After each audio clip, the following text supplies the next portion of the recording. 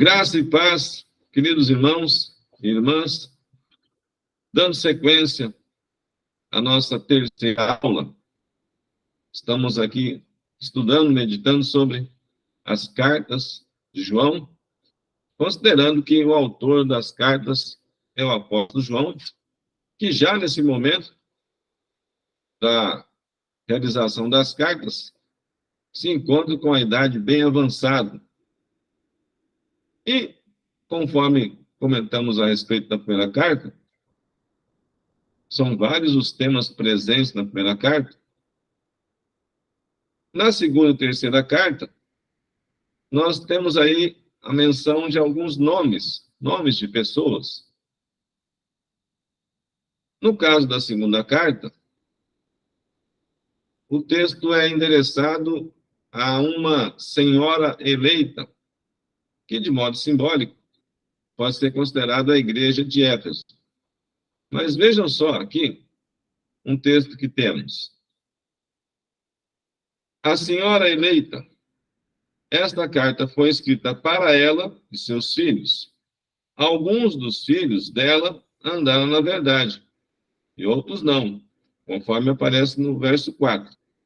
Parece que outros estavam sendo pervertidos e enganados pela doutrina errada dos enganadores, os versos 7 ao 10. João recebeu essa informação dos filhos da irmã dela, conforme o verso 13. Bem, quem seria essa senhora eleita? Trataria-se de uma mulher, uma família, naturalmente, e que precisava receber esses esclarecimentos da carta?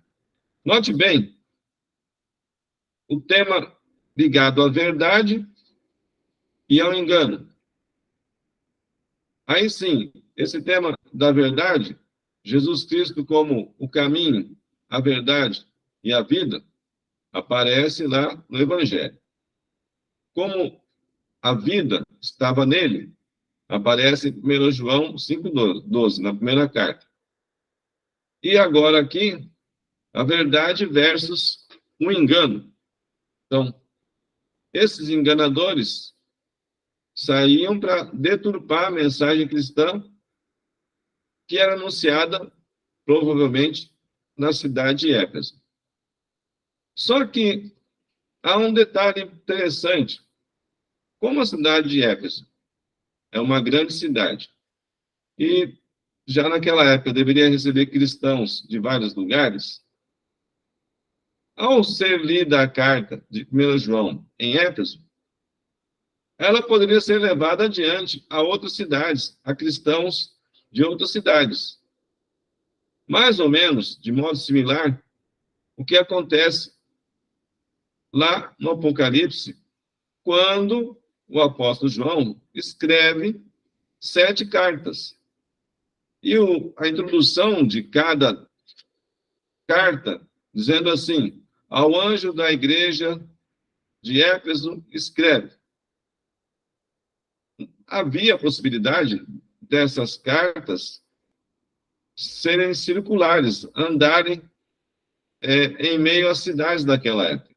Tinha um conteúdo específico para aquela carta, para aquela cidade, para aquela localidade, mas quem passasse por Éfeso podia levar adiante. Olha, estive lá em Éfeso e a carta que foi lida da seguinte forma, com o seguinte conteúdo.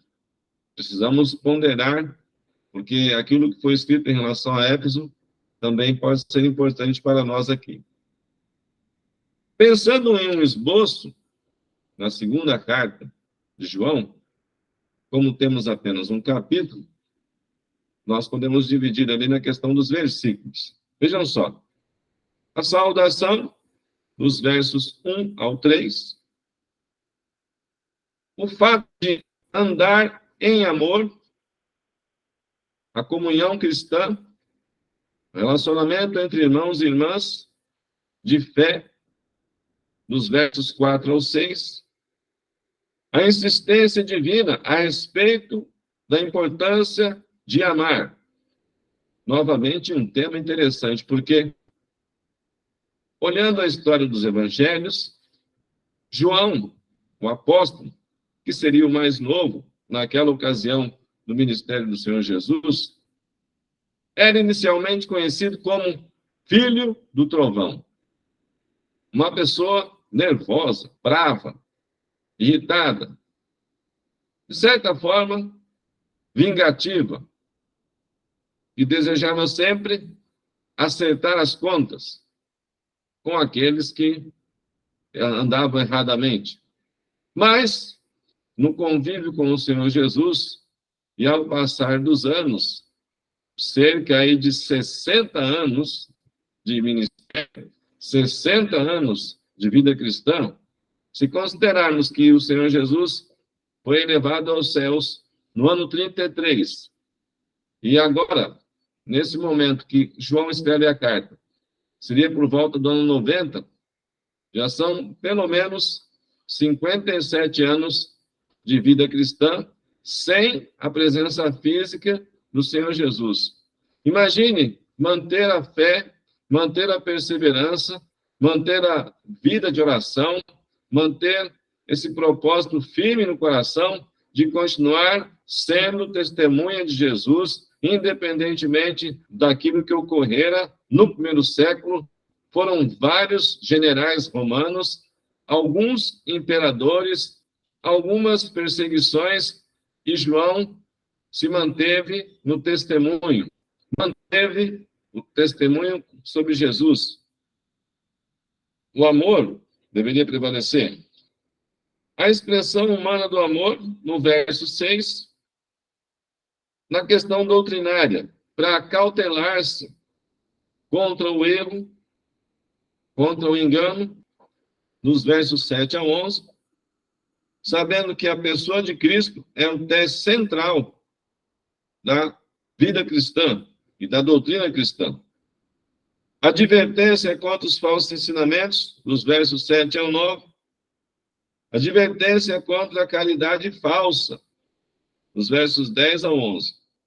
A ação benevolente das pessoas, naquela época, naquele cenário, naquele contexto, parecia estar desvirtuada. Por exemplo, a vida cristã nos leva a servir a Deus e ao próximo. Nos leva a obedecer ao Senhor Deus e a crer que o mesmo amor que nos alcançou, alcança também o próximo. De certa forma, a cidade de Éfeso era um polo cristão que deveria servir de testemunho para todas as comunidades da época. Porque, afinal de contas, Paulo esteve em Éfeso por pelo menos 2 anos e 3 meses. O evangelho foi levado adiante por Timóteo naquela cidade. Agora João, morando também lá, escreve isso. Então, parece que havia, por parte do Senhor, um interesse muito grande na cidade gentílica de Éfeso. Notem bem, Jerusalém, uma cidade da história de Israel, muito importante, e a Jerusalém era cuidada, era, no caso, edificada pelos apóstolos Tiago e Pedro. Pedro, na sequência da história, depois do 2º, 3º século, passa a ser identificado como aquele que abriu o reino dos céus em Jerusalém, lá em Atos 2. Aquele que abriu o reino dos céus lá em Cesareia, em Atos 10. Então, a figura importante de Pedro em Jerusalém e no começo do anúncio do evangelho aos gentios. Mas, depois ali de Atos 15, vão surgir algumas cidades e nos parece que a cidade que ganha mais atenção do Senhor é a cidade de Éfeso. Talvez porque o apóstolo Paulo, ficando lá 2 anos e 3 meses, ele viu ali que prosperou o evangelho e, de certa forma, foi um evangelho maduro que prosperou ali. Temos a carta aos Efésios, que nos mostra o interesse do Senhor pela cidade, pelos cristãos da cidade. Se pudéssemos fazer paralelos, hoje em dia, Jerusalém, em termos históricos, continua sendo a cidade mais visada, ou a referência maior na questão religiosa. Roma também assumiu essa identificação, principalmente a partir do 3º século depois de Cristo. Então, Jerusalém e Roma, até mesmo por causa da questão da Igreja Católica Apostólica Romana e do Vaticano.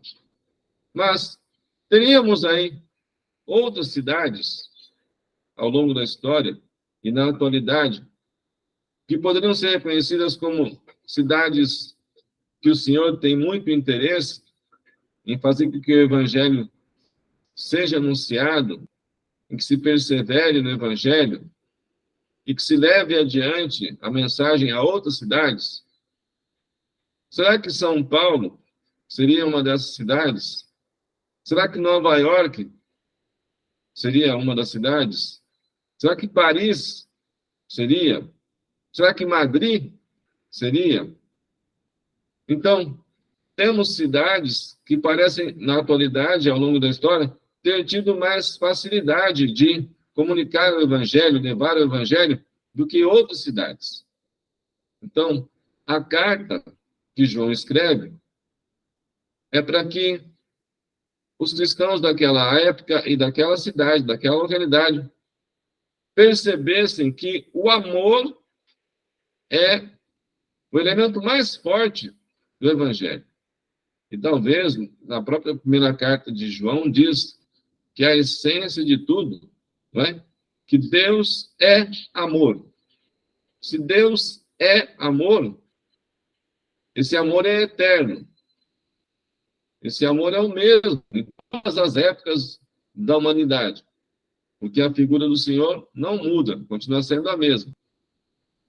Mas, se lembrarmos do texto de Mateus 24, os versos 12 ao 14, um trecho ali nos diz que, por se multiplicar a iniquidade, o amor de quase todos se esfriará.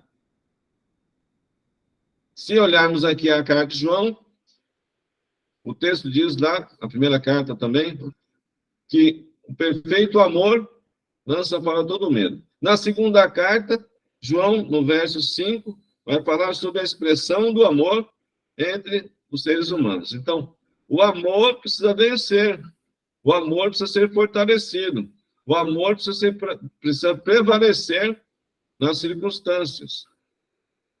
Essa é a perspectiva que nos apresenta a segunda carta de João. Agora, olhando a terceira carta de João, como ela começa? O que podemos comentar sobre a terceira carta de João? Temos logo no início ali a identificação de uma pessoa, um homem chamado Gaio. E o apóstolo diz, né? Gaio, assim como vai bem a tua alma, espero que todo o seu ser esteja bem. Parafraseando o texto, a carta foi escrita ao amado Gaio, sobre algumas coisas dessa igreja que João conheceu. Gaio parece que ia bem no Evangelho. E essa saudação inicial de João nos mostra o amor que havia ali por Gaio. Talvez fosse o líder da igreja na cidade de Éfeso, ou já em alguma outra localidade para a qual Gaio teria se deslocado. Bem, mas além do testemunho bom de Gaio, temos a identificação de dois personagens distintos, opostos, no convívio cristão da época. Pessoas que pensavam diferente e agiam diferente. Quais são essas pessoas? Irmãos e irmãs devem se lembrar. Na terceira carta de João, há nome de dois homens na comunidade cristã, e cada um agia de um jeito. Um homem chamado Diótrefes, que estava usurpando a autoridade para dominar a igreja toda e tudo que fazia. Mas havia um outro homem ali. Qual era o outro homem? Alguém lembra? Demétrio. Então, na terceira carta, temos três nomes, três pessoas: Gaio, Diótrefes e Demétrio. Bem, olhando o cenário da terceira carta, cenário social, cenário religioso, o contexto cristão da época, vemos assim: a decisão feita por uma igreja, por causa da usurpação humana e sem base bíblica, não tem validade perante Deus. As decisões precisam estar vinculadas, feitas pela liderança do Espírito Santo. Essas decisões, sim, o Senhor valida. Uma igreja está obrigada para Jesus Cristo e sua palavra, e não deve agir independentemente da direção do Senhor, para fazer sua própria vontade, seja em que circunstância for. Então, a terceira carta nos leva a pensar também sobre a dependência e a obediência ao Senhor. Além disso, sobre a humildade ao exercer algum ministério. Essa figura do Diótrefes aqui era uma pessoa cristã, digamos assim, com influência, com autoridade. Mas parece que o comportamento dele estava desvirtuado dos ensinamentos do Senhor Jesus. Então, João, que não está lá, envia a carta, como se fosse um bilhete, bem curto. Ele diz assim: eu gostaria de estar aí para conversar com esse Diótrefes de modo mais sério. Por quê? Porque as ideias do Diótrefes, no meio cristão da época, estavam gerando uma certa confusão na cabeça de alguns. Então, às vezes, uma pessoa mal intencionada ou que entenda mal a mensagem do Evangelho, há uma chance grande dessa pessoa influenciar outras pessoas de modo equivocado. Então, se nos nossos dias, por exemplo, alguém chegasse com uma doutrina diferente daquela que nós compreendemos e entendemos como sendo aquela que o Senhor deixou para nós, vamos, por exemplo, mencionar o casamento, a forma de se casar, todo o testemunho que é necessário haver no casamento. De repente, alguém vem e questiona. Nós precisamos ter convicção para dizer: olha, o casamento, nós cremos, pela palavra de Deus, que deve ser feito entre um homem e uma mulher, os dois puros, em santidade, virgens.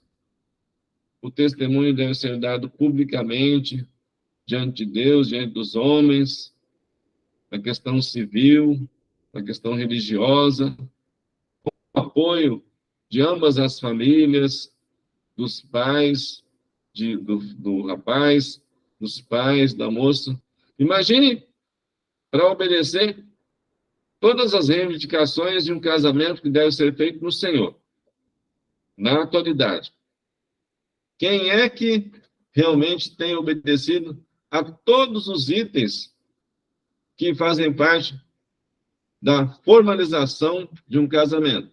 Quem, na atualidade, tem amado o Senhor e a sua palavra e tem aceito esse roteiro, essa forma de se conduzir em relação ao casamento. Olhando aqui o comportamento deles, dá a entender que o orgulho também estava presente na cidade e no convívio cristão da época. E o representante desse orgulho seria o Diótrefes. Ele estava ali em conflito com aquilo que deveria ser praticado. Bem, Demétrio, o texto diz que era um homem de bom testemunho. Todos davam testemunho de Demétrio. Então, aqui nós temos um contraste, uma dualidade. Aquele que é orgulhoso e aquele que é humilde. Aquele que é simples e aquele que não, digamos, é tão simples assim. Nós vamos vendo que o Senhor, ele observa tudo. E o apóstolo João, ele vai escrevendo para que as pessoas pudessem